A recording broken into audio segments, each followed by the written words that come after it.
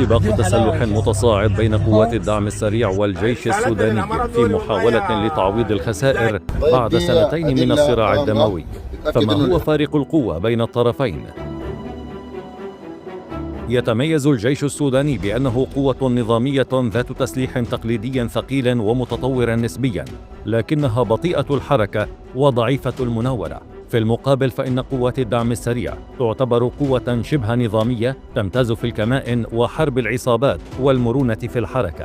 تبلغ قوة الجيش السوداني نحو 200,000 إلى 300,000 جندي نظامي.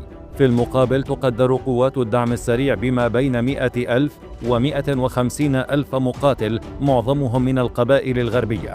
يملك الجيش حوالي 200 دبابة من طرازات سوفيتية وروسية مثل T-55 و T-72 و7,000 مدرعة ومركبة.